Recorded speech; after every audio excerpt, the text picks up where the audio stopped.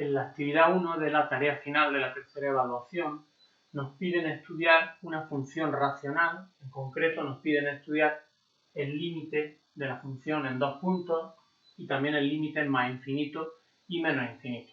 Además nos piden representar gráficamente la información que se obtiene de estos límites. Bien, para estudiar el límite de una función en un punto, lo primero que debemos hacer es sustituir ese valor en ese punto concreto y ver qué ocurre. Por ejemplo, en el primer apartado, el límite cuando x tiende a 3, si sustituimos el valor 3 tanto en el numerador como en el denominador de esa función racional, nos daremos cuenta de que nos da tanto arriba como abajo 0. Por lo tanto, estaríamos ante una indeterminación del tipo 0 partido 0. Os recuerdo que esta indeterminación se resuelve teniendo en cuenta que al ser 0 tanto el numerador como el denominador, eso quiere decir que 3 es una raíz tanto del polinomio numerador como del denominador y que por lo tanto x menos 3 va a ser factor tanto del numerador como del denominador. Si buscamos ese factor bien dividiendo o bien porque es fácil de obtener, fijaos que en el numerador es evidente, sería x menos 3 por x al cuadrado, sacando factor común. En el denominador, pues se puede o bien resolver la ecuación de segundo grado o bien ya directamente hacer la división por Ruffini y es elemental encontrar que quedaría x menos 3 por x menos 2. En cualquier caso, ahora para estudiar este límite, tened en cuenta que cuando hacemos el límite cuando x tiende a 3, x toma valores muy cercanos a 3, pero no iguales a 3. Por lo tanto, x menos 3 no llega a valer 0 y por lo tanto no hay ningún problema en simplificar arriba y abajo entre x menos 3. Es decir, quedaría el límite cuando x tiende a 3 de x al cuadrado dividido x menos 2. Y ahora, si volvemos a hacer la sustitución, ya así nos encontramos con que en el numerador tenemos 3 al cuadrado, que es 9, y en el denominador 3 menos 2, que es 1. Es decir, que este límite, que en principio era una indeterminación, termina valiendo 9. ¿Qué quiere decir en realidad esto? Pues fijaos, tenemos una función de la que no se puede calcular el valor de la función en 3, porque daría 0 en el denominador, pero del que sabemos que el límite cuando x tiende a 3 de esta función vale 9. Es decir, no hay función en 3, pero sí hay límite. Eso corresponde a la situación de lo que llamábamos una discontinuidad evitable. Y gráficamente se traduciría en que cuando la x se acerca a 3, el valor de la función se acerca mucho a 9, pero no se puede estudiar exactamente el valor de la función. Es decir, tendríamos 1, 3, 6, 9. La gráfica de la función haría algo tal que así. Es continua en todos los puntos distintos de 3 y en 3 tiene un hueco, una discontinuidad evitable.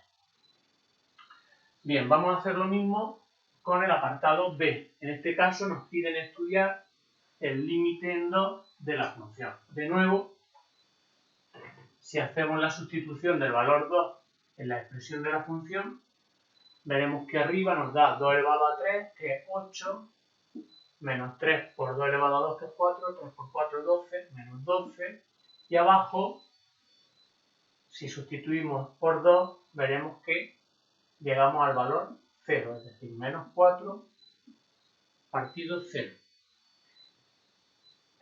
Esto sabemos que nos va a llevar a un valor más menos infinito.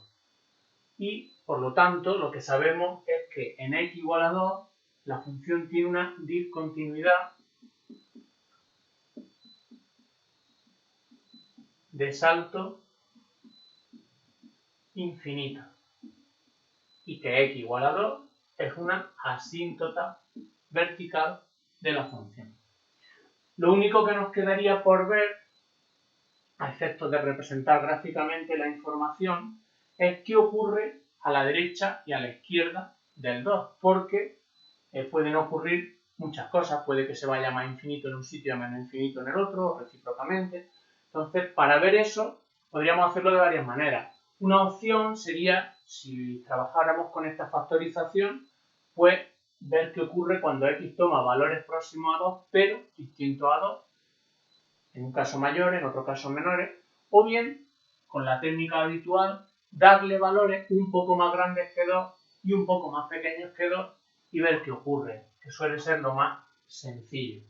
Es decir, por un lado, hacer el límite cuando x tiende a 2 por la derecha de f de x,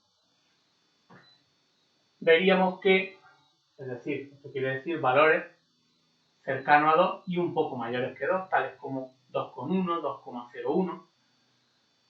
En ese caso veríamos que arriba, lógicamente, tiende a menos 4 y en el denominador veríamos que se acerca a 0 pero por valores un poco más pequeños que 0. Eso se traduce en que al hacer esta división, este límite dará más infinito. De manera parecida, si hacemos el límite cuando x tiende a 2 a la izquierda de 2, de f de x, es decir, cuando tome valores como 1,9, 1,99, si sustituimos veremos que arriba tiende a menos 4 y abajo tiende a 0, pero por valores un poco mayores que 0. Eso se traducirá en que este límite vale menos infinito. ¿Cómo se traslada esta información a una gráfica? Pues la idea es la siguiente. Si estos son los ejes, este es el 1 y este es el 2, sabemos que en 2 hay una asíntota vertical. Y en concreto sabemos que a la derecha del 2 la función se va a más infinito y a la izquierda del 2 se va a menos infinito. Bien, ya hemos visto los dos límites en los dos puntos que nos piden. Quedaría ahora estudiar el límite en más infinito y en menos infinito. Bien, recordad que cuando lo que nos piden es estudiar los límites en más o en menos infinito de una función racional, lo que hay que hacer es un análisis de los grados del numerador y el denominador. En concreto, en esta función vemos que el grado del numerador vale 3 y el grado del denominador vale 2. Eso quiere decir que el numerador se va a imponer, va a dominar al denominador. Entonces, en el caso concreto del límite en más infinito, lógicamente, si la x toma valores positivos cada vez mayores, tanto el numerador como el denominador van a tomar valores cada vez más grandes y positivos. Pero, precisamente por eso que acabamos de decir, de que el numerador domina sobre el denominador, este límite acabará siendo más infinito. Por la misma razón, aquí veríamos que el numerador toma valores muy grandes, pero en este caso negativos, por lo tanto tendería a menos infinito, mientras que el denominador, como va elevado al cuadrado, tomaría valores muy grandes y positivos. Y de nuevo, como el numerador, el de grado 3, domina al denominador y por lo tanto se obtendrían valores muy grandes, pero negativos.